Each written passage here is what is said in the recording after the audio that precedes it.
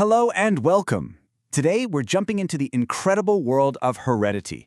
You know, the biological instruction manual that makes you, well, you. It's the story of how traits get passed down, and we're about to unlock the code.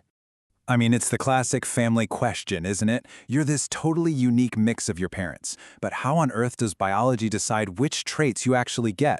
Well, today, we're going to crack that very mystery. All right, so to figure out how traits get passed on, we first have to learn the language they're written in. This is the absolute foundation of genetics, so let's dive right in. Okay, let's break this down. Think of a gene as an instruction for one specific thing, like fur color. An allele is just a version of that instruction. For every single trait, you get one allele from each parent. So you might get a black fur allele from mom and a brown fur allele from dad. They're basically two different takes on the same recipe. Now here's where it gets really interesting. These instructions don't have an equal say. Some alleles are dominant, which means they're kind of the louder instruction. If you have even one copy of a dominant allele, bam, that's the trait you're going to see. The others are recessive or quieter, and for them to show up, you need to have two copies. For example, in a lot of animals, the allele for black fur, let's call it a big B, is dominant over the one for brown fur, a little b. So, knowing these basic rules, one allele from each parent, some are loud, some are quiet, can we actually predict what an offspring is going to look like? You bet we can, and we have an absolutely brilliant tool to do it. Meet the Punnett Square. It might look like a simple little grid, but trust me, it's an incredibly powerful way to map out the probability of inheriting certain traits. It's like a genetic calculator that shows us every possible outcome. So let's actually try it out. Imagine we're crossing two parents that both have black fur.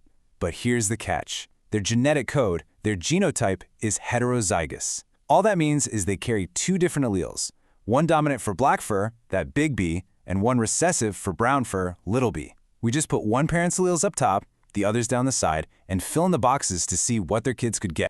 And here are the results. If you look at the genotype, the actual genetic code, we've got three different possibilities: BB, BB, and BB. That comes out to a 1:2:1 ratio.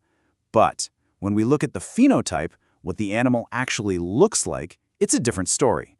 Both BB and BB give you black fur, all because that big B is dominant. The only way to get brown fur is with the BB combo. So here's the key takeaway. Even though you've got two parents with black fur, there's a 1 in 4 chance they could have an offspring with brown fur. The visible ratio of traits we see, the phenotype, ends up being 3 black for every 1 brown. It's all because that louder, dominant allele is just completely masking the quieter, recessive one.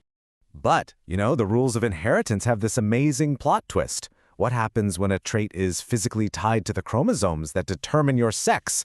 This is where we get into something called sex-linked inheritance. Okay, first, a super quick refresher. In humans, biological sex is decided by our 23rd pair of chromosomes. If you're female, you have 2 X chromosomes, XX. If you're male, you've got 1 X and 1 Y, so XY. A mother always passes on an X, but the father can pass on either an X or a Y, and that's what determines the sex of the child. Simple enough, right? Now this is where it gets really cool. The X chromosome is way bigger than the Y, and it carries a ton more genetic information, including for things that have nothing to do with sex, like color vision. So when a gene is located on that X chromosome, we call it a sex-linked trait. And how it gets passed down? Well, it gets a little tricky.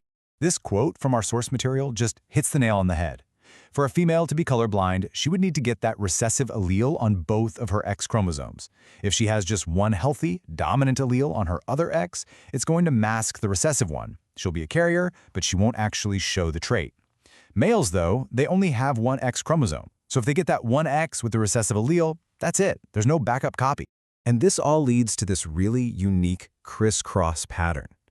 A father can't pass a sex-linked trait to his sons because he's giving them his Y chromosome, right? But he gives his X chromosome to all of his daughters, which makes them carriers. Then those daughters have a 50-50 shot of passing that affected X chromosome on to their sons. This is exactly why these traits can seem like they skip a generation, going from a grandfather to his grandson through his daughter as the carrier.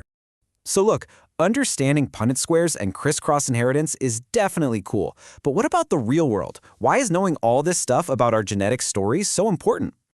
Well, this knowledge is literally the foundation of genetic counseling.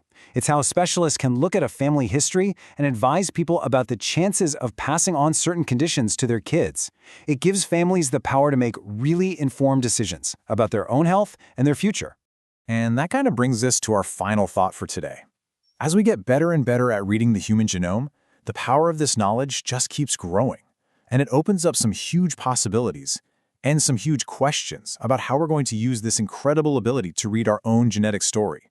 Definitely something to think about. Thanks for joining us.